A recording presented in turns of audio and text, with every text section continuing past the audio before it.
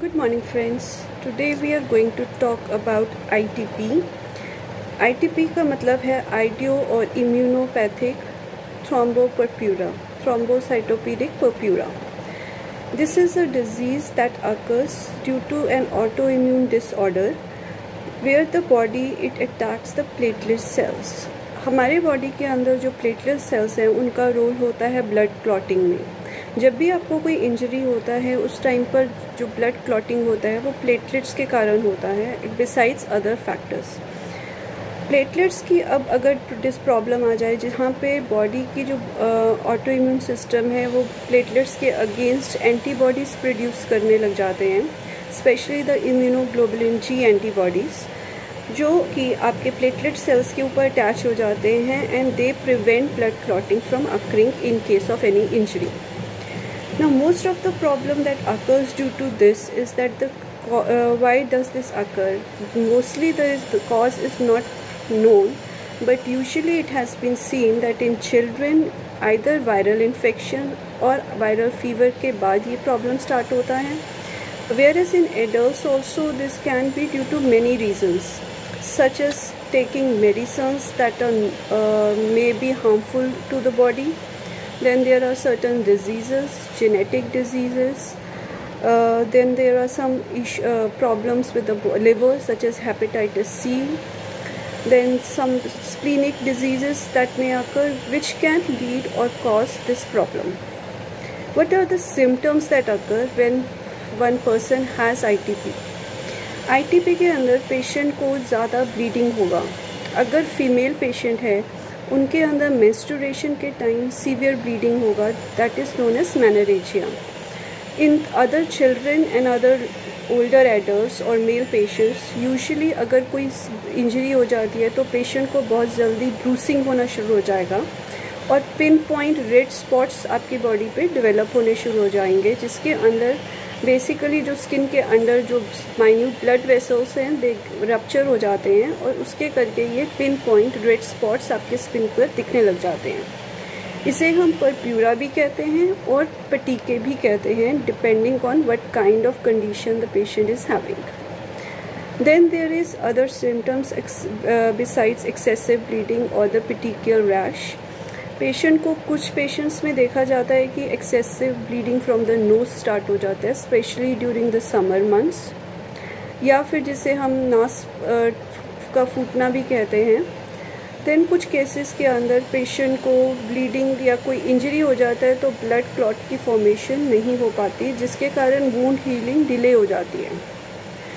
So these are some of the common symptoms that usually occur in ITP.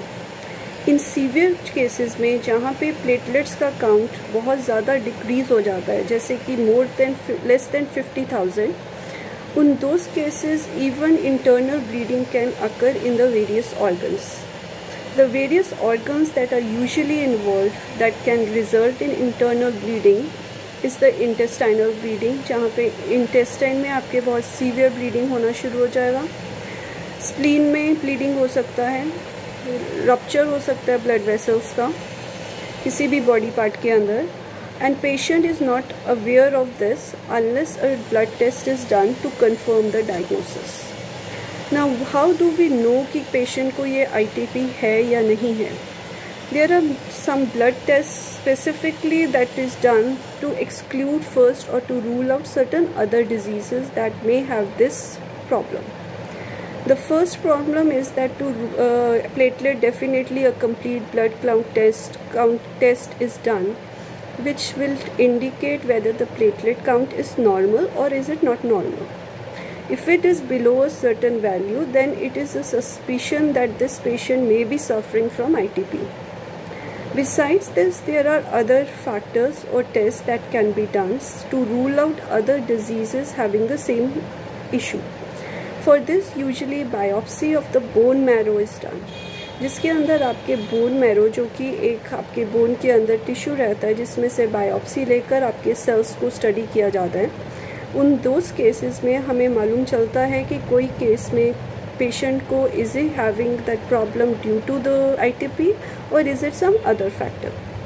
कई बार immune suppression body का हो जाता है कुछ और डिजीज़ के करके, कुछ जेनेटिक प्रॉब्लम्स हो सकती हैं, हेपेटाइटिस सी हो सकता है पेशेंट को, लिवर सिरोसिस हो सकता है, और there may be some other issues that might be present. So in all these cases it is very important to diagnose the case properly to rule out other diseases that may cause this bleeding or ITP. After the diagnosis has been confirmed, usually the traditional method of treatment is to boost the immune system through various allopathic drugs, or a bone marrow transplant is referred to by some patients in very chronic cases, जहाँ पे platelet count more than or is it basically very less than 10,000. उसमें immediately patient को bone marrow transfusion का ज़रूरत रहता है, क्योंकि patient can go into immediate death or coma if that is not taken care of. अब आप आते हैं homeopathic management of this condition. Homeopathy में हमारे पास कई मेडिसिन हैं that are very helpful in controlling and treating this condition. So let's discuss a few of them. The first one that is important is most of the snake remedies such as Crotalus horridus, Lachesis, Vipera.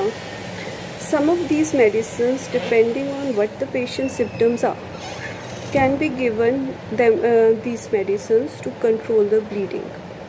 For example, Crotalus horridus में जो patient है उसके अंदर blood जो होता है वो आपका यूजुअली थिन डार्क ब्लड रहता है, और उसके अंदर क्लॉटिंग कम होती है पेशेंट को, और ब्लीडिंग ज़्यादा होती है.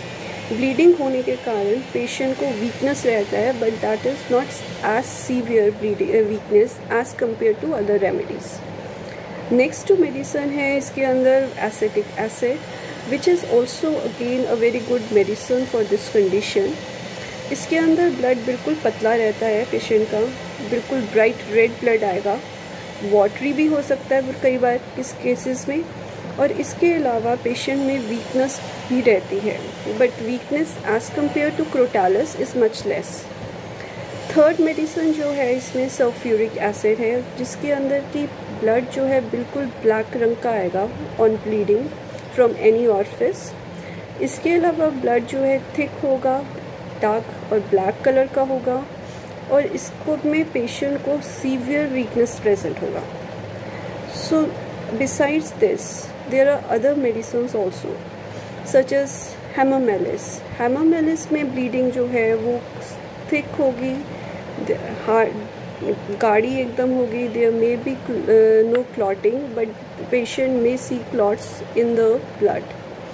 इसके अलावा पेशेंट के जो सब्जेक्टिव और ऑब्जेक्टिव सिम्टम्स रहेंगे along with the character of the blood that is coming out and how the patient is feeling as a result of those symptoms, that basically indicates the treatment or the course of treatment to be given to the patient. So this is all about ITP or idiopathic or thrombocytopenic purpura, and it is very important to manage it from the very beginning, because if not managed at the correct time or space, this condition can aggravate or go into a more worse condition that may need hospitalization even. So I hope you like this video. If you enjoyed watching the video, please like and share. Have a nice day, and you all have a good day.